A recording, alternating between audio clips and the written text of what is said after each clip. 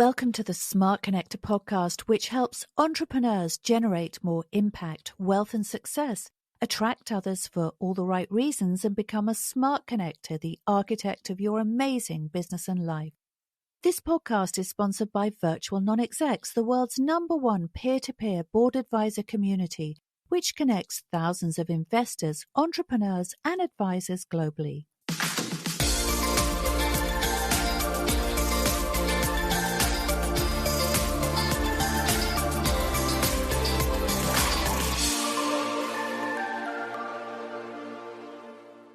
I was delighted to be invited onto the World of Lord Russell Baker podcast for this far-reaching discussion on the highs and lows of entrepreneurship, as well as my personal and professional journey. Lord Russell is an explorer, philanthropist, sportsman and author who loves to interview legends and icons across the sporting, creative and business worlds. If you enjoyed this interview, make sure to check out his podcast too. Now, go ahead, dive in and let me know if any thoughts or questions arise for you out of our discussion. Enjoy. A very warm welcome to the World of Lord Russell podcast talk show. And today's show is Business and Motivational Inspiration, which captures the life of a British business lady and entrepreneur. She is an entrepreneur, investor, top 2.5% global podcaster, a motivational speaker, and brand and online marketer who has built multiple businesses, including a London brand identity business that she grew from £1 million to £6 million in under 2 years. That's so impressive, that really is. Quadrupling profits and selling to a US communications group. Yes, folks, it gives me immense pleasure to welcome onto the show Jane Bayler. Welcome to the show, Jane. Thank you so much, Lord Russell. It's absolutely fantastic to be here, and I'm so pleased to be able to spend the next hour or so in your company. Thank you. Thank you very much indeed. It's an absolute pleasure. And I say, the pleasure's all mine, Jane. It really is. So let's get right into the core of Jane Bayler. You've had a roller coaster of triumphs as well as challenges in your life, from a troubled childhood on the streets to establish and quitting a high-flying global career in media and entertainment to starting your own business. You could say you've learned so many valuable and sometimes painful lessons along the way. So please tell us more about these troubled yet exciting milestones in your life, Jane. Yes, thank you so much, Lord Russell. Well, I think troubled and exciting sometimes goes together, because if we live a very dull and boring life and we don't take any risks, then that's one way of living. But is it really living, or is it just existing? Agreed. I think anybody that wants to have a more adventurous and exciting life and really get the most out of life, and let's face it, we're not here for very long on this planet. I think it's inevitable that we're going to have some struggles along the way, and that's just all part of the journey, isn't it? Struggles, triumphs, lessons. It's just all part of the rich mix of life. It certainly is indeed. And, I value your comments completely as kind of the walk I take too. You've got to take risks, haven't you, in life? You really have. Yes. You have stated, Jane, that you've experienced the highest of highs and the lowest of lows. You've been wealthy and you've had financial struggles. Oh, haven't we all? You've enjoyed success and amazing relationships and suffered loss, failure, trauma and betrayal too. This all sounds like a bit like my life journey too. So please explain more, Jane. Well, how can I summarize my entire life in a few sentences? It's been quite a long life, actually, up until now. But let's start at the beginning. So you talked about my life on the streets, and I think that does make me sound a little bit like a homeless waif. And Not at all. Well, I mean, those were my words as well. But I should clarify that I actually come from quite a privileged background compared to some people. I grew up in a very, very nice area in quite a wealthy home. We had a very large house. I was privately educated. So it all looked very, very nice from the outside. But I think a lot of people don't quite understand that sometimes there can be challenges in those, let's just say, very privileged environments as well. Because my parents really, really struggled. And I think it wasn't that they didn't love us. I think, of course, they most parents love their children. There'd be something really wrong with them if they don't. but they had their own struggles. And particularly my mother was quite a troubled person. And what that meant is that there wasn't really a lot left over for us in terms of their time, their love, their attention, all of that. There was some addiction issues. Obviously, we all know that that is not really conducive to a great childhood. My father was away a lot and also very, very busy in a very high level corporate career. So, and he, in himself, he had his own struggles, and, he rose from a very humble beginnings in a very working class area of Liverpool. And so, yeah, I mean, it just, to a certain extent, it was, what we experienced was quite normal at the time, in that I think parents had less of a tendency to wrap their children up in cotton wool and protect them from the world. But at the same time, what it meant really is that I more or less had freedom to do whatever I wanted from a very, very early age. Wow. Yes, and that was good and bad in equal measure, let's just say. Oh, I can see that too, completely. And hopefully more good than bad, though, Jane. But they're all good experiences in life, aren't they? Because you're learning from yourself, you're learning from what you're doing, the mistakes you've made as a child, and you learn from them, don't you, hopefully? Well, you do learn from them, yes. And I think children are not really supposed to bring themselves up. They're not really supposed to be No. kind of out there in the world just at the mercy of whoever wants to befriend them, if you know what I mean. But Indeed. that is the way it was. And I certainly had a lot of adventures that a lot of other people my age didn't have. So that's all good. And yeah, it's, as I said, it's all part of the rich tapestry of life. I quite agree indeed. A rich tapestry it is too. Yeah. Now, yes, indeed. Now, you love to share these experiences to others and your clients, as you're doing on the show this afternoon. Yeah. But don't have to learn the hard way like you, do they? This is a very commendable, Jane, isn't it, really? They're open with your experiences to everybody. Well, I think there's no point in just sharing edited highlights. That's a little bit boring, but it's also inauthentic. Obviously, social media is a place where most people do reveal the edited highlights, but Mm, personally, I am somebody who, I like to be relatable to other people, and I also like to give them strength as well, because I think if people know that you've struggled and you've been through hard times and you mm. are where you are right now, then it can inspire others who are going through similar or perhaps have been through similar. And they think, well, if she can do it, then I can do it too. And that's why I like to really share quite openly about the good and the bad experiences that I've had. Yeah, I think you're right too. I mean, to share both sides of the coin is the right thing to do, isn't it? As you say, a lot of people on social media they just paint what's good, and of course, probably they have more problems than they have they have successes, but they never talk about the problems, do they? No, people don't talk about the problems. And I think the golden rule on social media is that it is good to talk about problems that are in the past, Mm. because that way people can learn alongside you without actually having to go through those things that you went through. When you are talking about problems in the present, you can end up bringing people down along with you. So I think that's generally not a good thing to do. But sometimes it's okay. But I think really it's all about sharing and inspiring and just giving people a reason to feel good, as far as I'm concerned.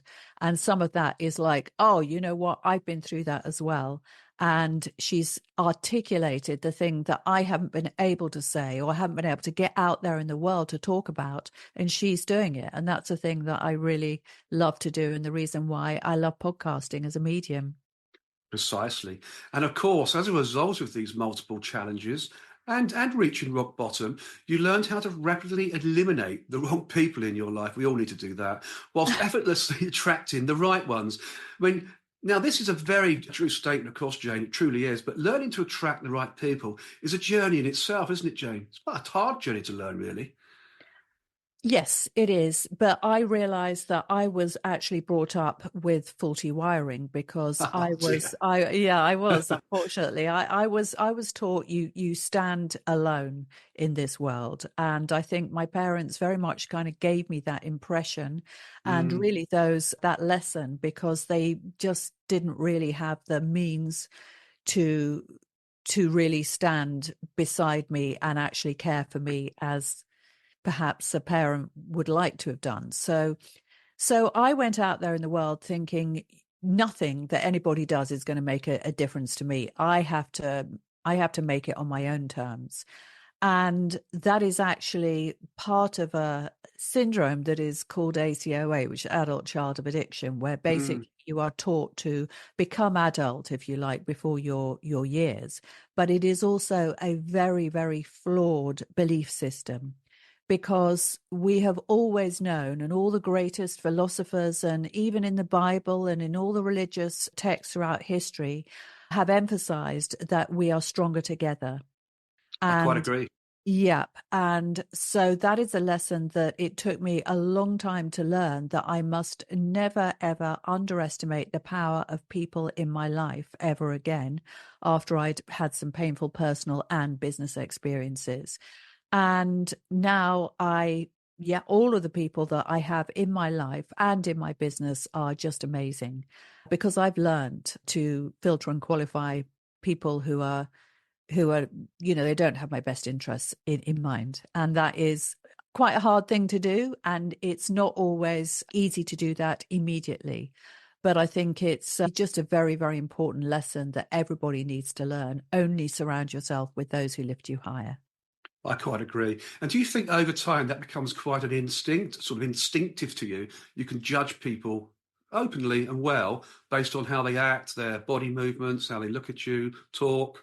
Do you think that's a skill you learned, to judge the people in the right? Or am I being a bit out of turn here? I mean, you can't judge a book by its cover, for example, can you?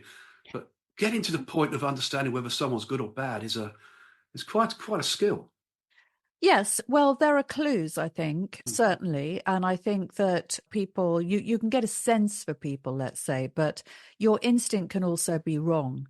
And also, bad people can be very good at being very charming and very persuasive, and you can easily be duped into thinking that they are really good people, or they're not just entirely selfishly motivated. So how do you actually tell whether somebody is going to be good for you? Well, you look at their actions and you look at their behavior, and you don't just look at what they say. I think that's it, really. And you look for consistent, predictable patterns over time. So normally it will take maybe up to 3 months before you really get the measure of someone. But I always say to any of my clients or my associates or whatever, don't jump into bed with somebody, literally or figuratively speaking, until you've actually put them to the test.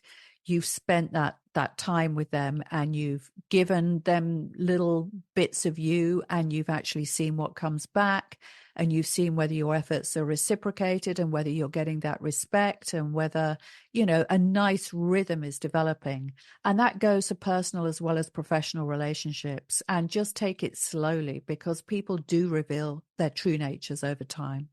And that was something that I had to learn. As I said, I didn't really understand that early in my life, and I used to jump into all sorts of relationships.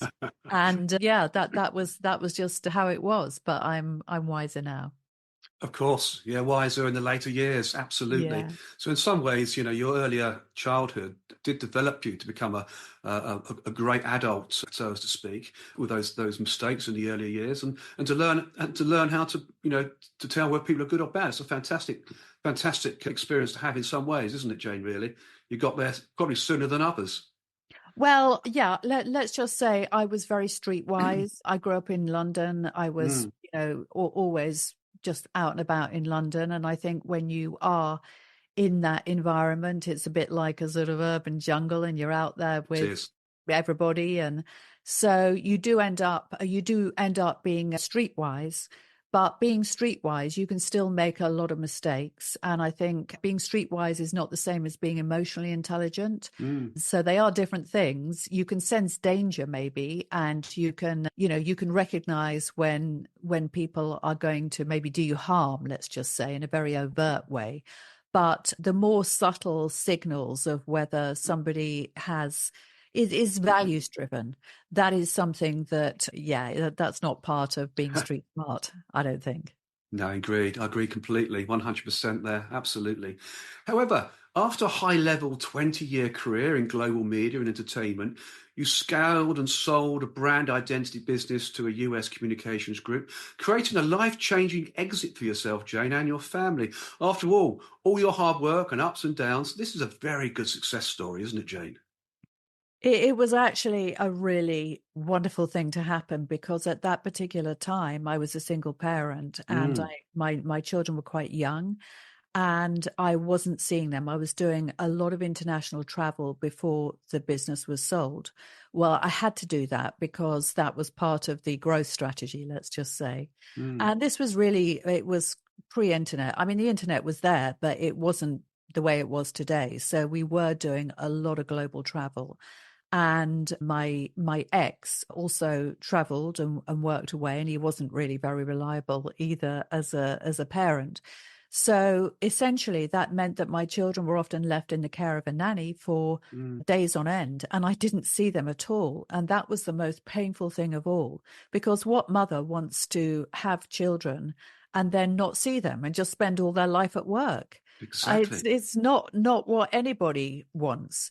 So that was really the best outcome of selling the business, is it gave me the means to be able to be a mother to my children. And that was very, very simple goal, but that was my goal at the time. Absolutely, because you didn't really want history to repeat itself, did you? You know, in the same way as your parents didn't give you that emotional love and so on that you wanted. And you didn't want to give that to your children, did you? You didn't want to do the same mistake. No, well, that was obviously the most painful thing of all, Mm, really. But in any case, even if I hadn't have had the childhood that I had, obviously that made it more poignant. But I think for nearly every mother in the world, mm, unless there's something very psychologically wrong with them, wants to spend time with their children of and course they wants do. to love them, nurture them. It's just in our DNA, isn't it? As mothers, we were bred to be loving and kind and Yes. caring, and having children is a great way to express our softer side, if you like. Absolutely, couldn't agree more. I mean, that's clearly how the softer sex, if you like, are created, aren't they? With that instinctive love for children. That's how it is. I suppose men are the hunters, and the women, in the old terms, men were the hunters, weren't they? And the women stayed back and looked after the children.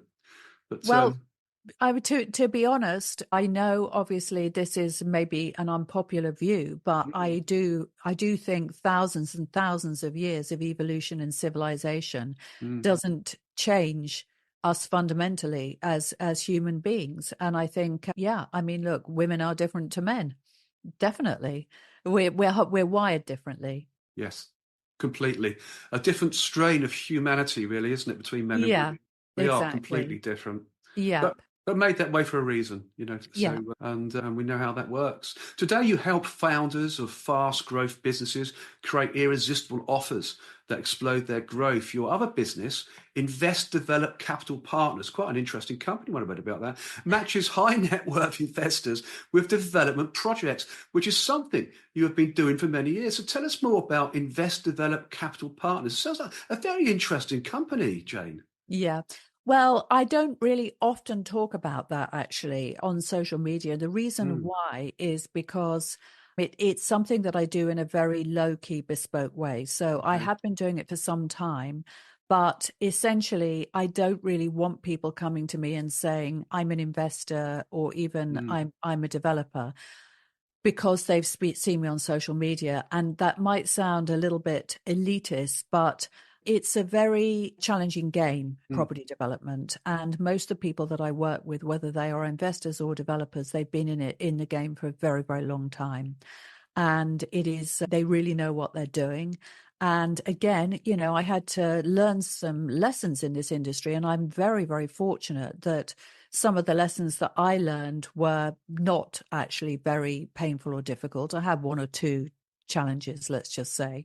mm, But I have seen some terrible, terrible things happen to people, which is just awful, because obviously the thing about property development is that it's a very high stakes game.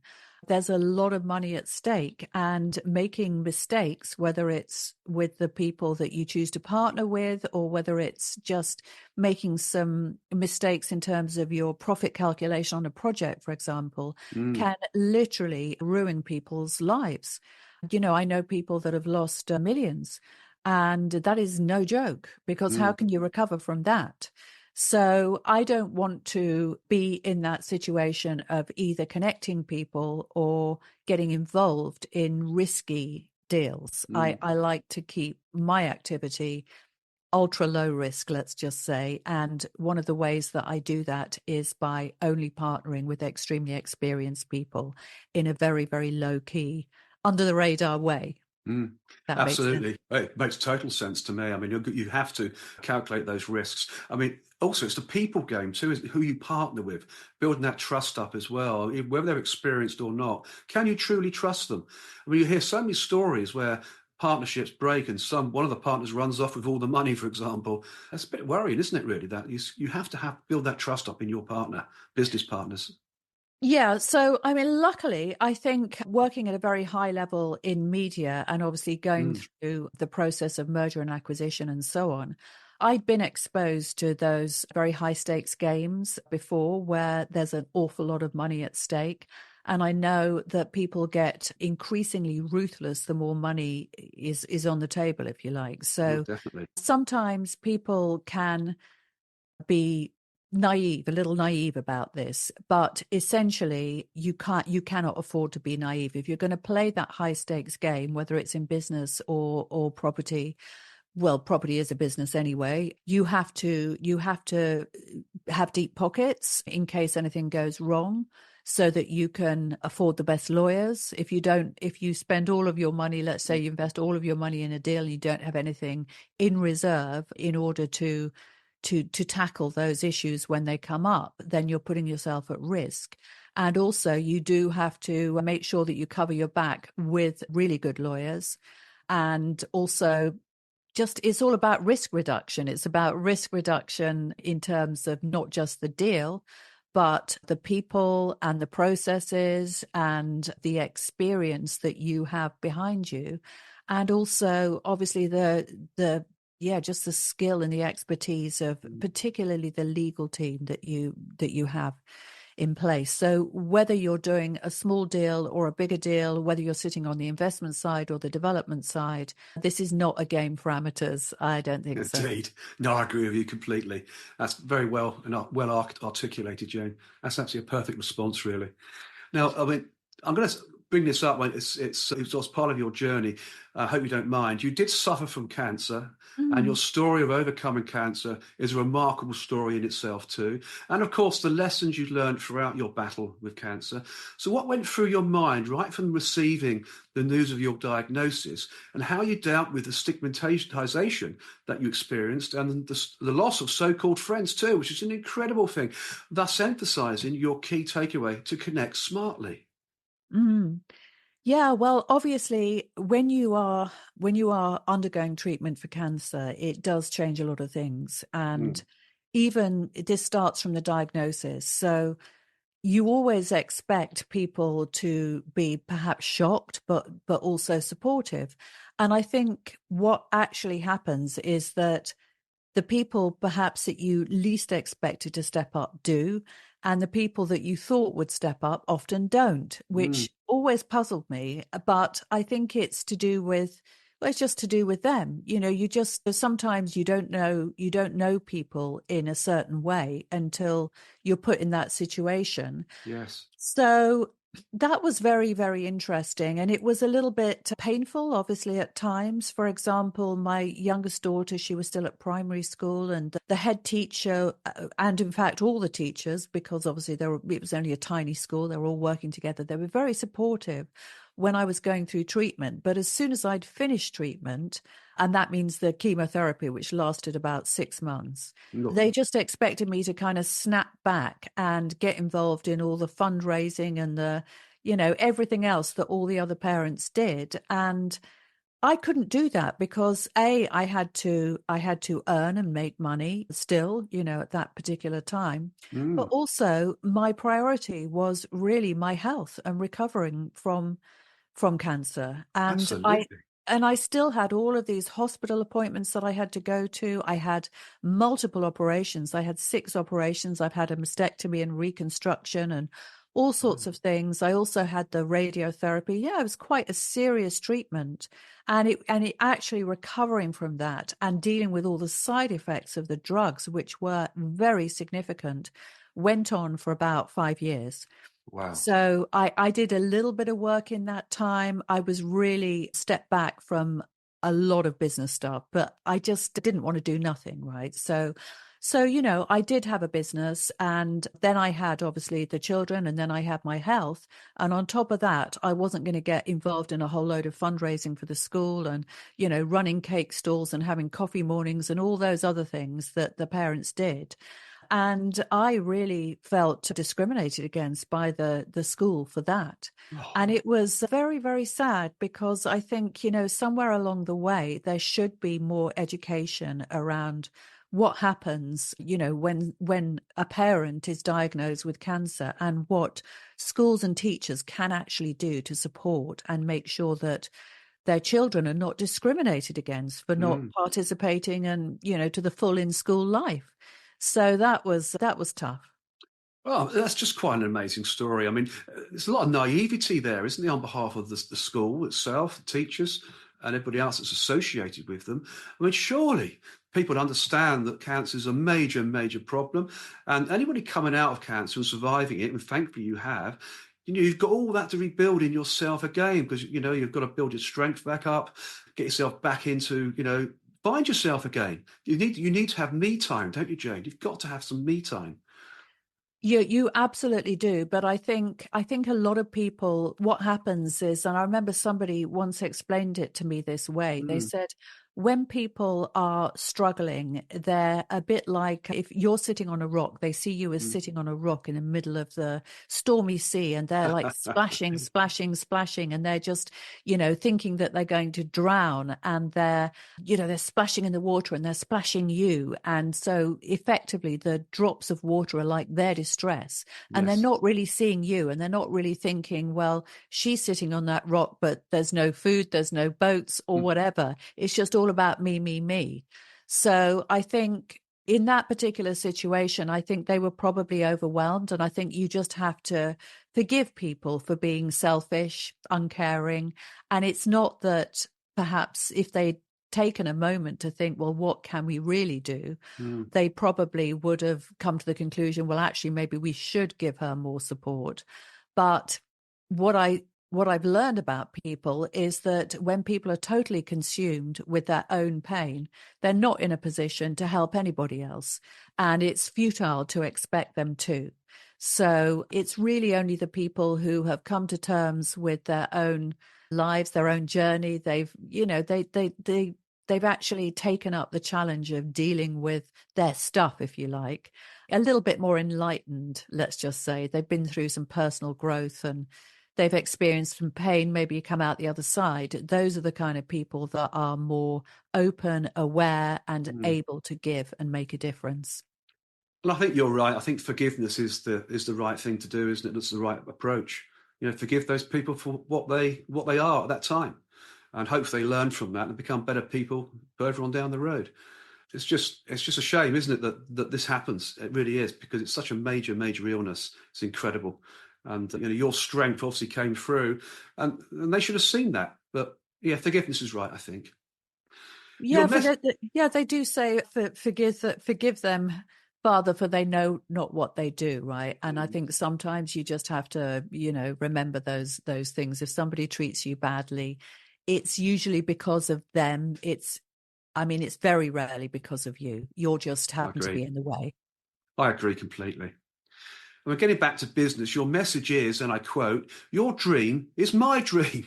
Let's make it happen. It's a lovely quote, isn't it?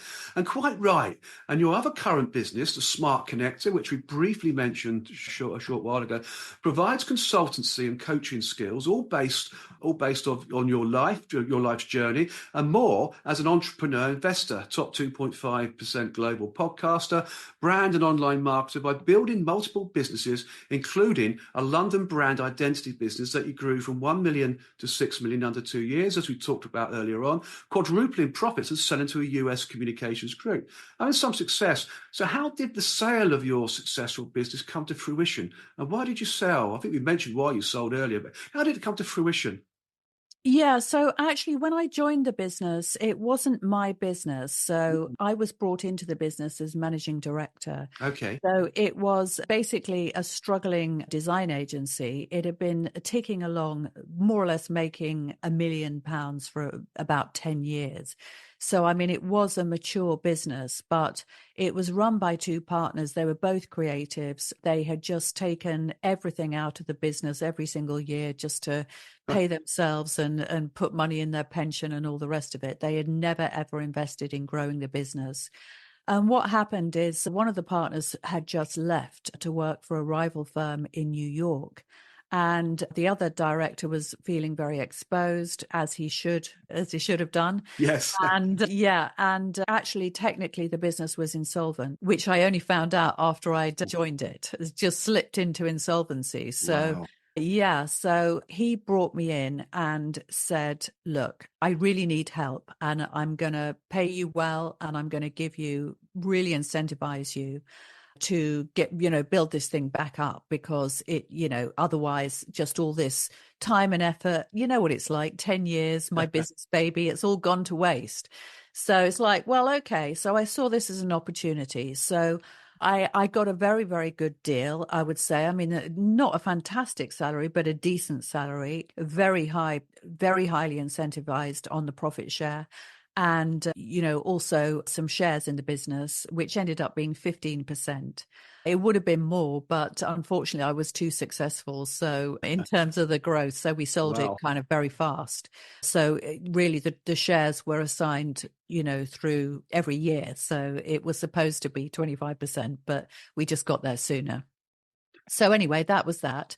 And so what we did really is it was a very, very, very good company with creatively. So there were very, very nice case studies, some great team of designers. It was definitely, from a creative perspective, it was a very good product. And that was the reason why I joined, because I knew that there was potential there, untapped potential. And so what I said to him was, okay, we need to do things differently. You need to stop taking all the money out of the business and reinvest some of it. Just a classic, just a classic kind of business owner in the creative agency world. That's what they do. They're in the business. In order for it to be their personal piggy bank, if you know what I mean. So. I do. Yeah. So I said, no, you can't really do that because unfortunately the two don't go hand in hand. You have to fund growth. So to his credit, he accepted that. Yeah. So that was a good start. Yeah, that was a good start. So I said, okay, what we have to do is, instead of all these little itty bitty, title sequences that are coming in, we need to go for the big projects, the whale clients. Those were the global broadcasters. So we have one case study, which is a very old case study, which was ITV. So I said, we need to do a repositioning. Now, obviously, bearing in mind that, I'd come from, big global advertising agencies. So obviously marketing was something that I knew about. So I was pretty kind of confident in terms of what we needed to do.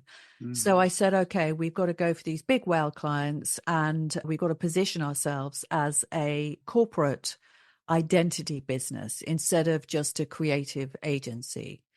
And all the designers are not going to like it, because they just want to have all those little itty bitty nice little projects that they can put on their own personal show reels or whatever.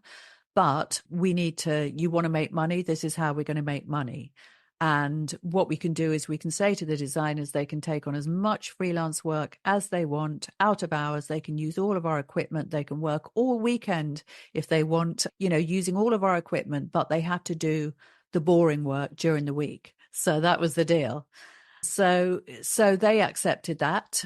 He accepted that, and he, took care of the designers, and I went out there and, got the business. And it involved lots of things like going to international television conferences and hosting yachts in Cannes and some stuff that was pretty glamorous, actually, Oh, I've got to because, say, yes. oh yeah, it was fun. Wonderful. Yeah, it was fun. It was hard work, but it was fun. But we had an image that we had to build up. So obviously doing some of that physical stuff, like the yachts in Cannes, was a part of that. But the other thing was PR. We had to do a repositioning exercise. So we hired a PR agency and, got them to put them to work. And I do think that was very, very pivotal as well. And then it just started happening, it just went crazy, absolutely crazy. And I think what happens is you get to the tipping point and, you're struggling. First of all, you're making all these plans and you're thinking, oh, these are just ideas at this point. And, maybe it's never going to happen in the back of your mind, but, let's give it a go.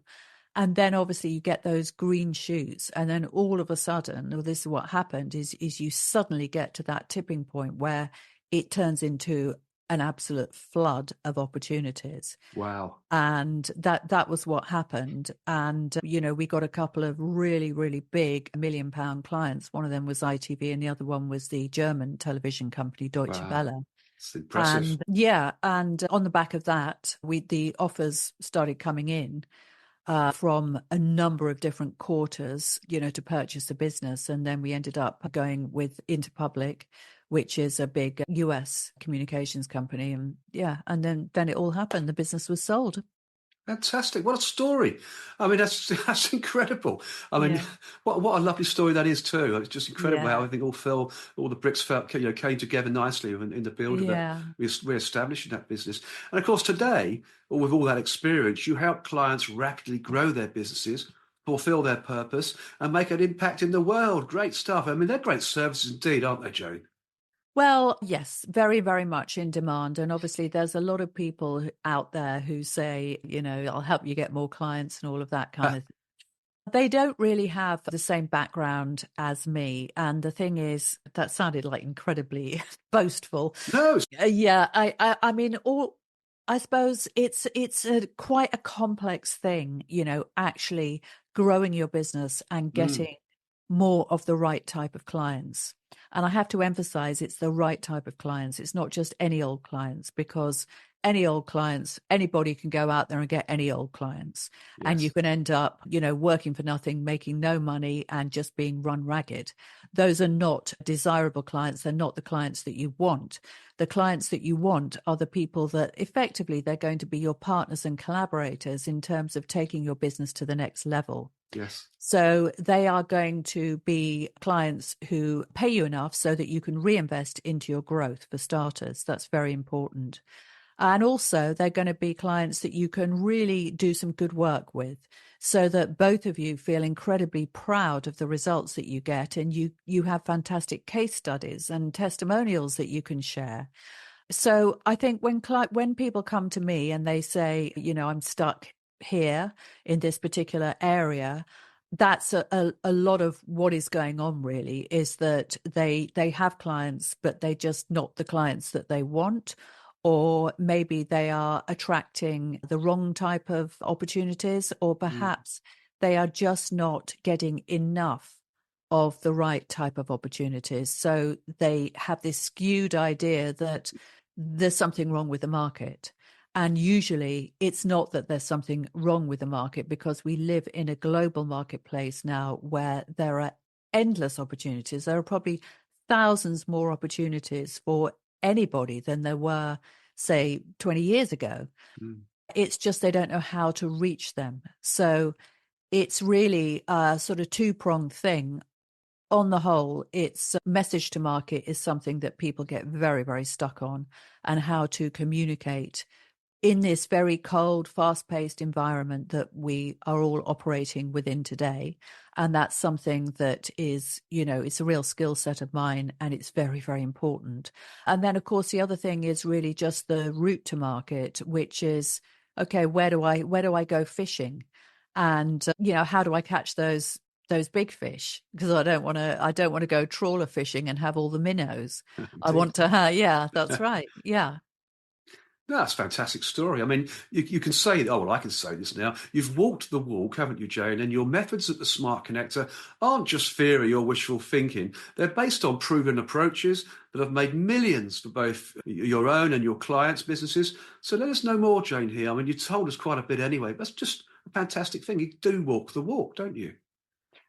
Yeah, I think so. Yes. I think walking the walk for me means, have you got genuine experience, or are you just Mm, talking a good game?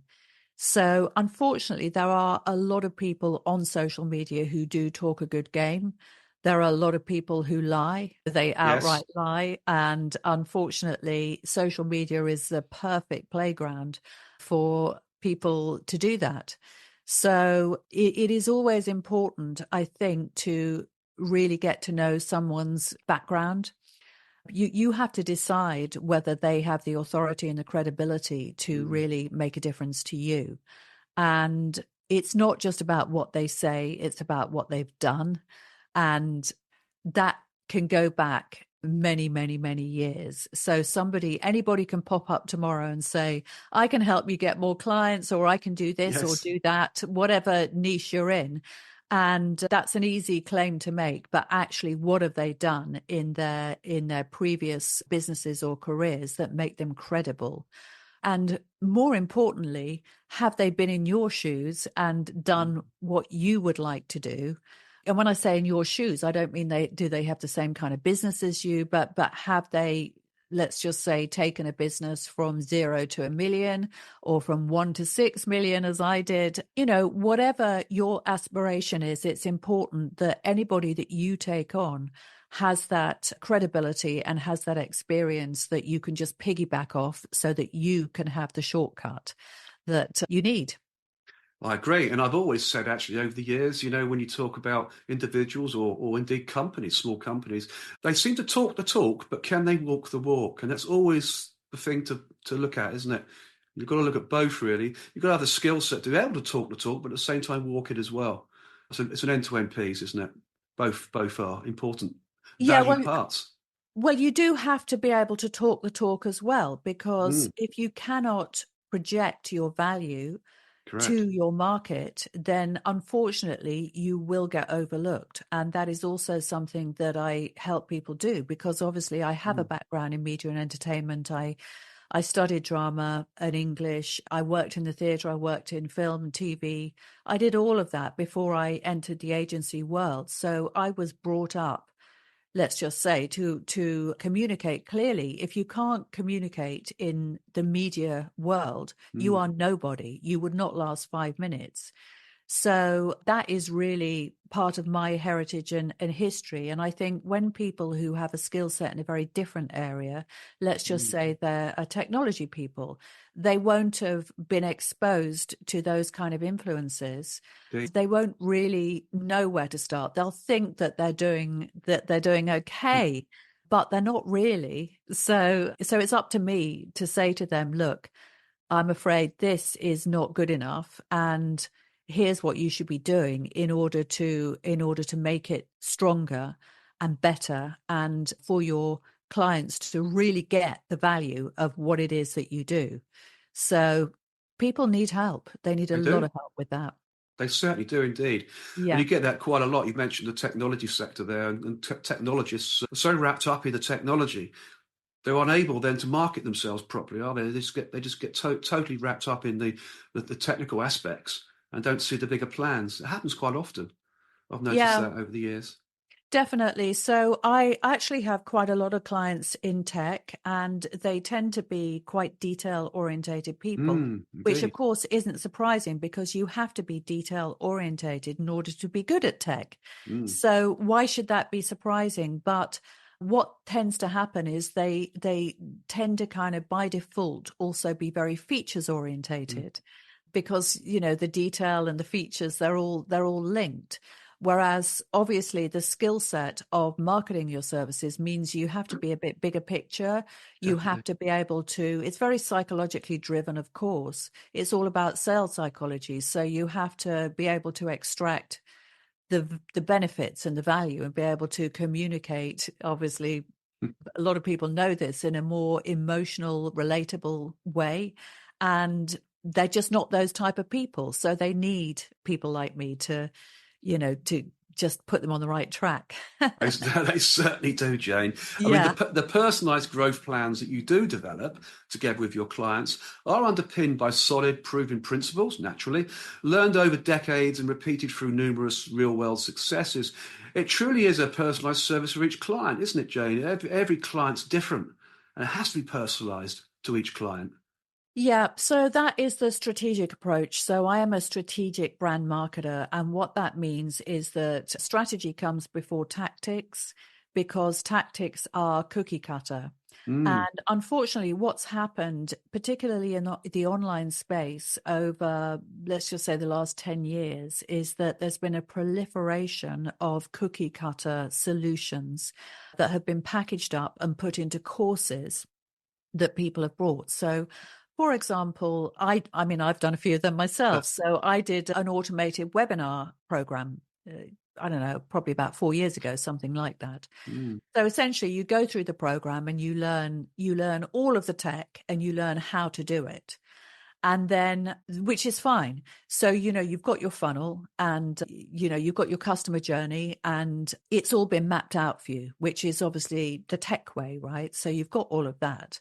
But then that is not going to work unless what you actually put in there is persuasive and convincing enough and mm. relevant enough and valuable enough to the people that you're talking to, for them to actually say, wait a minute, let's forget about everybody else that's been pitching to me. That's who I need to talk to. That is the person that I need, or the help that I need, or whatever.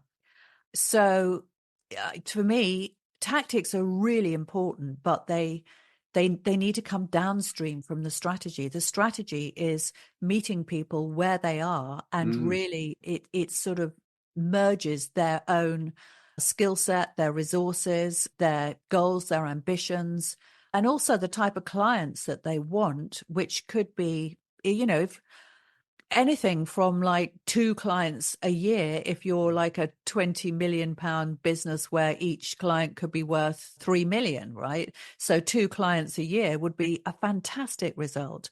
To 10 clients a month if you've got a much smaller offer, let's just say, or a much faster kind of turnaround. So everybody is different, and how can you apply the same tactics to both of those examples? You you just can't. can't. They're completely different. They are indeed. Absolutely incredible. And Jane, unlike many who claim to be brand marketing experts, and indeed, as mentioned earlier, you've truly walked the walk, as we said, through your high-level 20-plus year career in global brand marketing, developing business and managing campaigns for many of the world's best-known brands. So quite a journey. And what global brands are you able to talk to us about where you made the difference for their success? Oh my God. Well, there were so many Oh, really, but sure. yeah. So British Airways, Discovery Networks, Coca-Cola, Oh, wow. ITV, a lot of automotive brands, Europcar, Saab, obviously then now deceased, Oh, BMW, lots and lots and lots, really. I mean, more than I can indeed. even think about. But yeah, so I don't know. An envious list, isn't it? Really, it's a huge list of corporations, global corporations. It's a fantastic list. Yeah, well, I think when you're working for a global brand agency, Mm, then global brand agencies, just like global management consultancies, are obviously set up to serve global brands, because global brands, obviously, they have, locations across the world, and so do global agencies. mm, So it's just the way it works. So, actually serving those kind of businesses, that's what you do when you're working for a global agency. In terms of the brand identity agency, well, that was a very niche business. We made it a niche business, but it was also a global business because media is a global business. It always has been. Indeed. Television is a very global business. People would gather around these global television conferences like way before a lot of business was done online.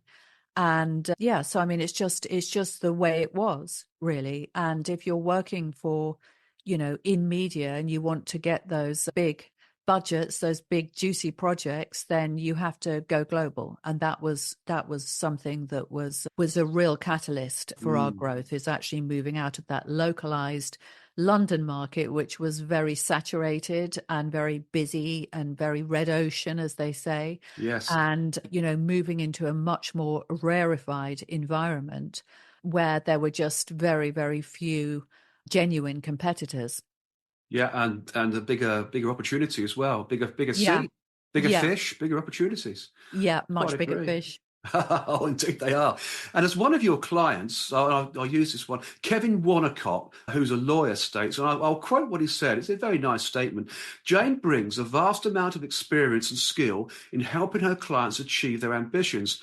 I have no hesitation in recommending her to those who are serious about pushing their business as well as personal growth to its highest level. I mean, that's some recommendation, Jane, isn't it? And this is just one of many. There's many more I've seen, but I just used one there.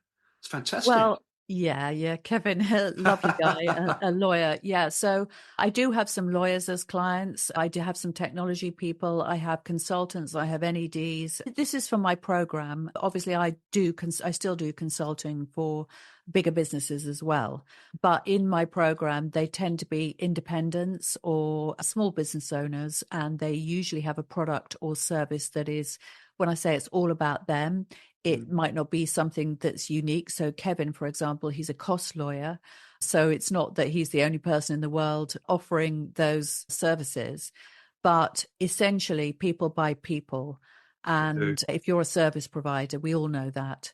So developing your personal brand, really packaging up your offer and becoming just a bit stronger and more consistent in terms of your performance on social media and in your online assets is the thing really that, unlocks growth. So it's just a combination of all of those things. And as I said, it's the thing that I love to help people with. Oh, fantastic. And you have stated as well that the great resignation is in full flow. I love this. It's been really good, which has forever changed the world of work. And it has, hasn't it? As we know it, where people are leaving their traditional 9-to-5 careers in droves. It is happening, I can assure you, and starting exciting, profitable business founded on the wisdom and experience they've acquired in those days of 9-to-5. You openly invite clients and individuals to read your Quit Big book. Amazing. And purchase your profitable consultant fast start mini course, which I believe is coming soon. Sounds all very informative, Jane. That's wonderful. Book and a film, a video too. It's incredible. Yeah, well, actually, I'm just in the process of launching the book at the moment. But actually, what I'm also going to do is I'm going to create an app, because it's going to be an AI-driven app. Wonderful. So, yeah, I'm really looking forward to that, because obviously what's happened over the last year or so in particular is that ChatGPT has absolutely, blown up. Everybody's talking about AI, and for good reason, because developments in AI are so incredibly powerful and very, very fast right now. So people are, as they're getting used to using AI, the expert landscape, let's just say, is changing. So what we know now in terms of buying online courses, consuming online courses, and so on, look, they're going to be around for a while. But what's going to happen is the appetite is going to shift more and more and more to interactive tools that are a bit like, let's just say, expert versions of ChatGPT. So that is the future of learning. And of course, what that means, and I often say this to my clients, is there has never been a better time to launch a business as an expert, because the big problem that all experts have had up until now is the time for money trap. Because obviously there's only one of you I mean, even I have it, I can only take on so many clients because if I'm working with my clients one-to-one, there's only so many hours in a day. Of course. So if I'm working as a consultant, obviously my program is more leveraged and more scalable, but it's still, I'm still working with my clients one-to-one. Mm. It's just I offer other things like groups and obviously my online resources as well. So it's more leveraged. But essentially, when these apps kind of take hold, people are going to be able to discover you, obviously, through things like this. They'll consume some of your content, or maybe they'll, read my book or your book if you decided to write a book or whatever. They'll come across you in some way and that guy or that woman or whatever, they're really interesting. I like what they do. And then you can give them a lower cost opportunity to really get everything, all of your wisdom and experience all bottled up in this app, which is great for them because they're not going to be paying thousands of pounds as my clients do at the moment, or dollars, to engage with me. Obviously, they can do that as an upsell, but they can also get all of that wisdom and experience in a very customized way by actually buying into this app, which then makes it completely scalable as well. So it is great for the experts that actually invest in these things too. So it's Absolutely. exciting times ahead. It certainly is, and I even use AI actually in the production of my shows here. I see the value of AI. Even if it's just getting the graphics, updating words, or sentences, whatever I write, to see how AI can rewrite it for me. Is it better? Oh, it's great to use, isn't it? It really is. So I'm kind of pro AI. I really am. You have to be these days. Well, It's the market. It's really is what it's all about. yeah, definitely. And my book, it's a proper book, it's not just an ebook or something. I mean, it's about 40,000 words, I think. So it's a decent length. Yeah. But I feel as though it took me far less time than it did for me to write my first book. And I also think it's a much better book because of AI.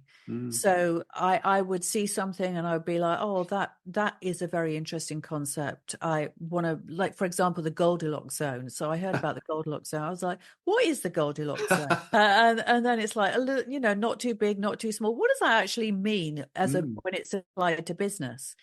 So instead of like doing all the research on Google and, reading lots of magazine articles, I just basically asked AI about the Goldilocks zone. And I found that this is actually like a scientific principle that is to do with the distance between planets and the sun. So actually the Goldilocks zone is the point at which a planet is able to sustain life. That is where it comes from. Interesting. Yes, but it is also at the end of the probability curve, if you see what I mean. I do, yes. Oh, yes, Oh, it's wow. very, very interesting. But yet it's very applicable to business because business works in exactly the same way. So I found that out in about 5 minutes from an AI search, and then I put that into my book. And had I done that, say, 5 years ago when we didn't have these tools available, it could have taken me half a day really to find that out. So that is the thing, that it is really giving us creators in particular the opportunity to be far more powerful and far more effective. As you said, Lord, with Lord Russell, with this podcast, I'm not sure what tools you use, but you're finding that yourself, aren't you? I am As a indeed. creator. Absolutely. And of course, in doing so, you actually give yourself some time back too, don't you? So it's effectively doing a lot of the hard work for you. It's doing all the deep diving, the deep digging, and coming up with selected phrases and the terms in terms of words that read well and is exciting to look at. So yeah, I do use it. I mean, I am a writer myself, but I've seen the value in AI. I truly am. It's fantastic. Yeah, I think where people go wrong is, look, if you are not a creator, obviously you're a creator, your podcasts are fantastic. You Thank you. love doing it, you're very passionate about it. I'm a creator as well. Obviously I do podcasting, writing, and that is the thing that I love. If you are not a creator and you think that AI is going to do the job for you, So one of my clients, for example, he was talking about a personal trainer that he's working with who's telling him, I'm writing a book every week. And I said, we were talking about it in my group, and I said, I bet that book's rubbish. And Yes. everybody else agreed. Yes, absolutely. You can't write a book in a week. Well, he said AI was writing it for him. Yeah, it's not Now, right. That's well, it's not, straight away that that's going to be a terrible book, you do. because it's really the interface between humans and AI. That's where the magic happens. It's not going to do the work for you. You have to inject yourself into the frame and just Absolutely. use it as a tool. I think that's the takeaway. Well, yeah, I think you're right, Jane. I mean, it took me 2 years to write my autobiography, my first book, as you can see in the backdrop behind me on this podcast. I mean, but it was such an enjoyable thing to do, to write that. It was wonderful. Well, so lovely. It really is. And, writing is one of for me anyway, I love writing as Yeah, I well. do. And I think it is just one of the greatest joys in life, because it's just us, in communion with ourselves. It's quite a spiritual practice, I think. It's wonderful. I just love it. I quite agree. And we've mentioned about your podcast as well just now. Of course, a top 2.5% across all podcasts globally, I hasten to add. And this being the Smart Connector podcast, where you interview successful entrepreneurs and sector experts in your network. I mean, that's all very exciting, isn't it? And successful. To get it to top 2.5 globally as well, or top 2.5% globally, that's a real achievement, isn't it, Jane? Yeah, so I'm taking a little break from it, because obviously I've got this book to launch, but I've been very, very consistent over the course of about 4 years, releasing an episode every week. And I think what happens is, it has a snowball effect. That's I think the interesting thing about these, what they call evergreen assets, like Yes. podcasting and YouTube. Yes. And I remember when I first launched it, I didn't even intend to launch a podcast. I went on a mastermind to learn how to publish a book, which was my first book. And then when I got there, it seemed that everybody was launching podcasts. And I thought, well, this sounds like fun. I'd quite like to do one of those as well. So I did. And I didn't know what I was doing. I just thought it sounds interesting and it sounds like fun and I'd like to do it. So I'll try it. And then what happened is, of course, I did the first 2 or 3 episodes and hardly anybody listened. I think when I got 10 listeners, I was like, wow, well, 10 is quite good, but it's hardly, when I thought about all the effort that had gone in, I thought, well, is it really worth it? And I think that's what people think when they start a podcast or they start a YouTube channel and then they give up. But I think what happens is, if you stay consistent and you keep on putting out those episodes, you start building up what's called this wall of content. And then people start going into your back catalogue. And then all of a sudden, those episodes or those videos or whatever that only got 10 views or 20 views or whatever, all of a sudden they're getting 100, 200, 1,000, 2,000.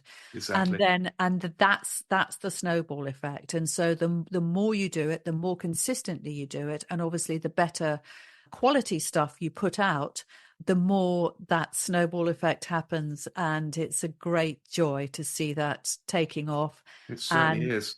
yeah. And I think one of the things that I loved about my podcast is when I would see that it was trending in parts of the world where I knew that they could never afford my services, like Wow. Ghana or Venezuela or Pakistan, or, all of those places where, I would have interviews with really, really, really successful and inspirational people who'd, sold businesses for like 100 million, $750 million with one guy that I interviewed. Yes. If you are listening to this in Venezuela, which is terrible, terrible, terrible struggles, and you hear about this guy who actually started as a gang member on the streets, terrible, terrible background.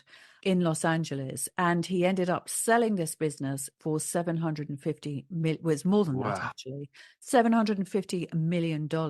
Wow. That's so inspirational. And for people who are struggling and they've got nothing and they're just like living hand to mouth day to day or whatever, but they have this phone and they have access to these, listen to these inspirational people, that's incredibly rewarding because you're really putting some value in the world, aren't you? Without doubt, complete value. I totally agree with that 100%. Yeah. And anybody thinking, as you said, doing a podcast or YouTube channel, you've got to stick at it. You can't give up. You've got to keep going. As you say, build this wall of content. I mean, I notice now that some of my podcasts I did in the very early days, over a year ago, are now getting downloads, still getting downloaded. So that wall of content theory you've explained there does work, Jane. It really does. Well, it does. And it's that is the difference, obviously, between, as I said, evergreen content, which is, books, podcasts, YouTube, anything that kind of, that people can peel back the layers and discover more and more and more, as opposed to social media, which, inevitably your posts, they go down the feed and they disappear, right? So Yes. that's why it is, it is valuable. And I think the secret to success, once you build a certain kind of critical mass, obviously comes from repurposing. So, for example, now I do have a very simple system for collecting. Just keep all of my social media posts on my phone, and then I repurpose some of them into emails, for example, or and obviously it's very easy to take a transcript from a podcast or a YouTube channel and upload it as a blog, so there is so much that you can do. Obviously you can take short clips, can't you, from an interview like this, and then you can turn them into shorts and you can put them up on TikTok or Instagram or YouTube shorts. So there are so many different ways that you can take one piece of content and distribute it across multiple channels. And of course, technology makes that possible, but we're just living through an amazing time. I think just the ability to do all these things as a creator. Yeah. As a creator, I quite agree. And with all of this amazing discussion we're having, Jane Bayler is the Smart Connector, a London-based passionate serial entrepreneur, brand marketer, and business growth exploder. I mean, do you think this sums you up well, Jane? Yeah, I think so. Well, that was how I described myself, right? But a business growth exploder. So obviously that sounds like a wild claim. And, some people don't like big claims. So they, they're like, a business growth exploder, really? But, I've done it, I have. And I think obviously this doesn't happen overnight. And I think I'm never going to say to anybody, look, I can explode your growth in, as some people do, click to client in 48 hours, 24 hours, something like that. That is actually very, very difficult to do. So, as I said, there's a lot of people making very wild and excessive claims. But I think the idea of exploding your business and actually making that a reality is infinitely possible. But you have to give it time, and you have to be consistent, and you have to get the right help from the right people and not give up. And I think that is where the winners really happen, because most people do give up, and they give up too soon. I've done that in the past. I've made many mistakes. I have started businesses just for the money. And then I've got to the point where it's like everybody's saying, this is a successful business, because every business that I start is successful because I know how to start a business and how to make it successful. Unfortunately, what I've also done in the past is I've started businesses that are just like, oh, I can make some money there. And then I start the business, I make some money. Then everybody's saying, you got a really successful business there, Jane. That's going really well. Time to scale. What are you going to do next? You're going to do that. And then I'm like, I just can't be bothered. And so I've learned that you not only do you have to have the ambition to scale a business, but you also have to be very passionate about that business. And if you're not passionate, unfortunately, you will get to the point where you achieve success. And then, like me, you're just like, do you know what? I don't know. Not feeling it. Well, that happens to a lot of entrepreneurs, doesn't it? Most entrepreneurs have many failures before they get success, because that's the learning curve, I guess. I guess it's just like a bit like writing a podcast or doing a podcast or YouTube channel. Don't give up. I mean, entrepreneurs don't give up, do they? If you're a serial entrepreneur, as you are, and I classify myself as one a bit as well, you don't give up. Just keep going. You can't stop, can you? Really? It's just one No, of those you things. can't. You can't stop. And I think the thing about entrepreneurship is that most of the entrepreneurs that I know, even incredibly wealthy and successful ones, they don't want to stop No. because it's too much fun. It is, absolutely. I've always Yeah. said to people I know, Russell's not retiring because retirement isn't for me. I would go nuts if I didn't have something to think about and do. So I will continue. So it keeps your mind active, it keeps you in the game, and it probably helps to engineer a longer life, actually, to be fair. Well, So, yeah, yeah. I mean, people, I'm of the age where I do know some people who, they talk about retiring, mm, and anybody that I know in entrepreneurial circles, they very rarely have the retirement conversation. They're just absolutely. like, you know what? Yeah, I might wind down. I might do like if take a few more holidays, have a few more hours in the day, maybe, just do things a little bit differently. But retiring, it's like, Oh, well, that's the idea, that's a very old-fashioned idea that oh, people who are on the clock and they just yes. couldn't wait to kind of live their lives finally. It's like, oh, I'm just so glad that we don't live in that age, really. I would hate to think of getting to the age of 65 or whatever and it's like, finally I can live my life. No, Oh. live it now and keep working, keep Yeah, doing it, enjoy life and have the thrill of business, because it is a thrill. It really is. it is. I mean, your Smart Connector book, I've got to mention this, The Entrepreneur's Blueprint for Business Relationship Success, which is available on Amazon, isn't it, Jane? So if the listeners are listening, go and look for The Entrepreneur's Blueprint for Business on Amazon, a book by Jane Bayler. Why not? Yeah, thank you. Well, as I said, I wrote that a few years ago, and I'm actually, my next project is going to be to update that because so Mm, much has changed, obviously, over the last few years. But really, that's just a nice little handbook for people who are early stage entrepreneurs, I would say. yes, And I think when people come out of employment, a lot of the time they don't realize the importance of your network, and really your network is your net worth. exactly. Honestly, that is perhaps an overused phrase, but our business is really all about people. Success in business is all about people, and so that's why that book is, yes, it's a handbook for entrepreneurs who are perhaps early stage, but also it is to tell them why and how they need to value the people around them and how to make relationships really work for them to lift them higher. Absolutely. And we're coming towards the end now, Jane. We're over the hour. Would you believe it? Crikey. Wow. What is next in the world of Jane Bailey? Obviously, just mentioned you're going to write another book, which is great. But any other visions you have moving forwards? Well, I've always got my hand in the property stuff, the development really. So there's always some interesting things going on there.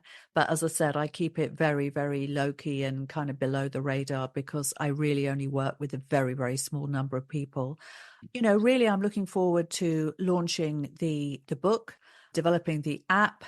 I'm also working on an AI platform now, so Excellent. that's very exciting, an AI marketing platform, and I'm working with some of my clients on that as well. So I'm doing some done for you services as well, helping them actually learn how to use AI to market their businesses more effectively. So yeah, all of that stuff is happening, and always happy to have a conversation if AI is something that you want to use in order to make your business more successful and obviously leverage your time better and just get better results, because it's all out there and it's all happening. It is all happening. It is all out there. I quite agree. And thank you very much, Jane. It's a fantastic rendition there. Your life has been amazing. I'm sure actually you've got lots ahead of you as well, haven't you? Really, lots more good stuff to get involved with. AI and everything else out there. Why not? Exciting days ahead, years ahead. Yeah. Wonderful. Well, thank you so much for having me again, Lord Russell. It has been Absolutely such a welcome. pleasure, and I really enjoyed talking to you today. Thank you very much. for inviting me. Likewise. And as always, on the World of Lord Russell podcast talk show, we could talk forever, Jane, about your life in business as a business leader and motivational speaker. There's much more to talk about, I'm sure. It's been a huge pleasure as always. And as always, the pleasure is all mine. And of course, the show's audience, when this podcast is released on the World of Lord Russell podcast talk show and the Lord Russell Baker YouTube channel.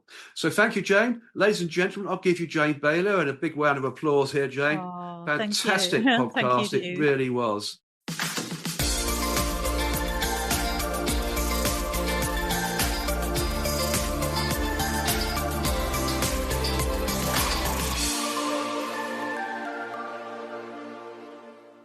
Jane Bayler is the Smart Connector, a London-based, passionate serial entrepreneur, brand marketer and business growth exploder who helps overlooked and undervalued consultants and sector experts generate consistent, scalable revenues through becoming the go-to choice of their dream clients.